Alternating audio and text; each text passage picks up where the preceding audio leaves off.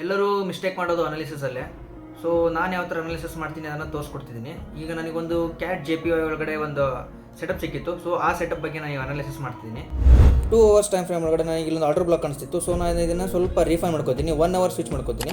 1 ಅವರಲ್ಲೂ ಕೂಡ ನನಗೆ same order ಬ್ಲಾಕೇ ಕಾಣಿಸ್ತಿರೋದು. ತಿರ್ಗಾ ನಾನು 30 ಮಿನಿಟ್ಸ್ ಒಳಗಡೆ ಸ್ವಿಚ್ ಮಾಡ್ಕೋತೀನಿ. 30 ಮಿನಿಟ್ಸ್ ಒಳಗಡೆ ನನಗೆ ಆರ್ಡರ್ ಬ್ಲಾಕ್ ಕಾಣಿಸ್ತಿರೋದು ಈ ಲೆವೆಲ್ ಒಳಗಡೆ. ಮಾರ್ಕೆಟ್ ಏನಾದರೂ ಈ ಲೆವೆಲಿಗೆ ಟ್ಯಾಪ್ ಮಾಡಿ ನೆಕ್ಸ್ಟ್ ಇಲ್ಲಿಂದ ಶಾರ್ಟ್ ಪೊಸಿಷನ್ ನಾನು ಪ್ಲಾನ್ ಮಾಡೋದು. ಇಲ್ಲಿ ಟ್ಯಾಪ್ ಮಾಡಿ ಲಿಕ್ವಿಡಿಟಿ ಸ್ವೀಪ್ ಮಾಡಬೇಕು.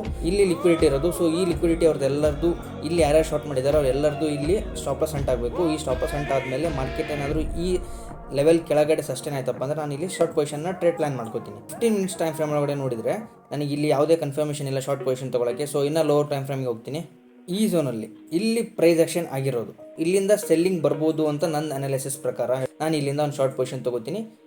ನಂದು SL ಅರೌಂಡ್ ಈ ಲೆವೆಲ್ ಆಗಿರ್ತದೆ. ಮಾರ್ಕೆಟ್ ಇಲ್ಲಿಂದ ಬೈಯಿಂಗ್ ಬಂದಿರೋದು.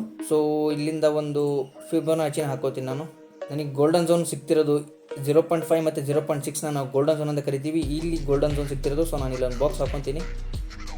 ನನಗೆ 0.6 ಏನಿದೆಯಲ್ಲ ಈ ಝೋನ್ ಒಂದು ಟಾರ್ಗೆಟ್ ಆಗಿರ್ತದೆ. ಅರೌಂಡ್ 1:2.96 ಏನೋ ತೋರಿಸ್ತಿದೆ. So this is better enough. ಇದೇ ಥರ ಲೈವ್ ಅನಾಲಿಸಿಸ್ ಬೇಕಪ್ಪ ಅಂತಂದರೆ ಯೂಟ್ಯೂಬ್ ಒಳಗಡೆ ನನಗೆ ಅರೌಂಡ್ 500 ಸಬ್ಸ್ಕ್ರೈಬರ್ಸ್ ರಿಕ್ವೈರ್ಮೆಂಟ್ ಇದೆ. ಸೊ ನೀವುಗಳು ನನ್ನ ಲಿಂಕ್ ಥ್ರೂ ಸಬ್ಸ್ಕ್ರೈಬ್ ಮಾಡಿಕೊಂಡ್ರೆ ನಾನು ಆದಷ್ಟು ಬೇಗ ಯೂಟ್ಯೂಬಲ್ಲಿ ಲೈವ್ ಸ್ಟಾರ್ಟ್ ಮಾಡ್ತೀನಿ.